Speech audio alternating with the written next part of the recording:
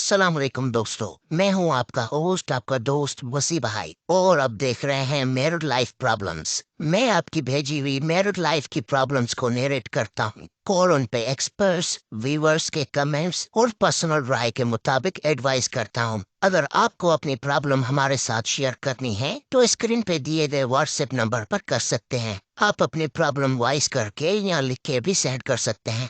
हमारी पहली प्रॉब्लम थी मैरिड लाइफ अफेयर्स। जो प्रॉब्लम हमने पढ़ी थी और आज हम उस पे एक्सपर्ट्स, व्यूअर्स और अपनी राय के मुताबिक एडवाइस देंगे। तो स्टार्ट करते हैं। पहले हम एक्सपर्ट्स की एडवाइस बयान करते हैं। एक्सपर्ट्स का मशवरा ये है कि आप अपने और हस्बैंड की फैमिली के बड़ों को इस प्रॉब्लम में इन्वॉल्व करें, उन्हें आमने सामने बिठाएं और अपने हस्बैंड की सारी करतूतें बताएं। कोशिश करें कि अपने हस्बैंड के फैमिली से उन लोगों को इन्वॉल्व करें जो घर बनाने के हक में हो, ना कि बिगाड़ने के। बड़ों के बीच में आप ये 3 पॉइंट रखें। 3 पॉइंट सब बताने लगाऊं जो हमारे एक्सपर्ट्स ने बताई है आपके लिए। तो वो 3 पॉइंट्स में से पहली पॉइंट ये है, वो आपको और अपने बच्चे को लेके सीरियस नहीं है। नंबर 2, घर को चलाना हस्बैंड का काम है। ये मुझे नहीं पता कि वो घर कैसे चलाते हैं और घर को चलाने के लिए पैसे कहाँ से लेके आते हैं। लिहाजा घर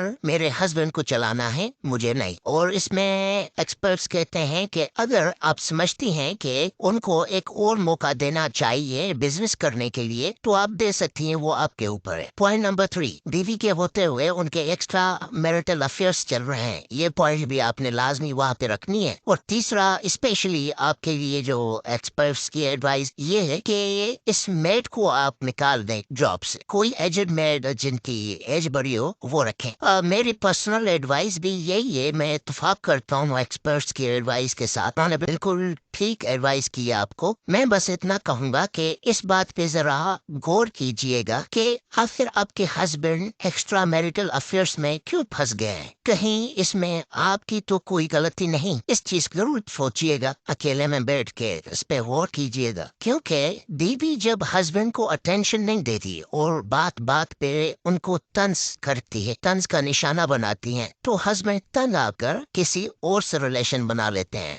हम ये भी एक एक्स्ट्रा मैरिटल अफेयर्स का सबब है। तो आपने इस चीज को लाजमी देखना है, सोचना है कि कहीं आपकी तो गलती नहीं है इस मामले में। बाकी वो जो आपको घर को चलाने के लिए पैसे नहीं देते, नान नफका हस्बैंड की जिम्मेदारी है, औरत की कोई जिम्मेदारी नहीं। हमारा दिन भी इस चीज को एम्फसाइज करता है कि घर का खर्चा चलाना मर्द की जिम्मेदारी है, औरत की नहीं। अगर औरत उसने पार्टिसिपेट करती है तो वो उसकी अपनी मर्जी है, वरना औरत पे घर के चलाने का कोई जिम्मा नहीं। अब हम आते हैं व्यूअर्स के कमेंट्स पे। उन्होंने कमेंट्स किए कुछ जो हम अभी पढ़ेंगे। उनमें से पहला कमेंट ये है कि हमेशा के लिए आप अलग ना हो, कुछ दिनों के लिए सेपरेट हो जाए। तो ये भी ठीक है किसी हद तक। इनका कहना ये एक मैडम है। दूसरी भी एक मैडम है, वो कहती है आपकी मेड एजुकेटेड है, टॉप माई, बट मेरे ख्याल से घर चलाना काफी नहीं है। अपने घर की हर चीज पे नजर रखनी चाहिए। पता नहीं लोग यंग मेड क्यों रख लेते हैं।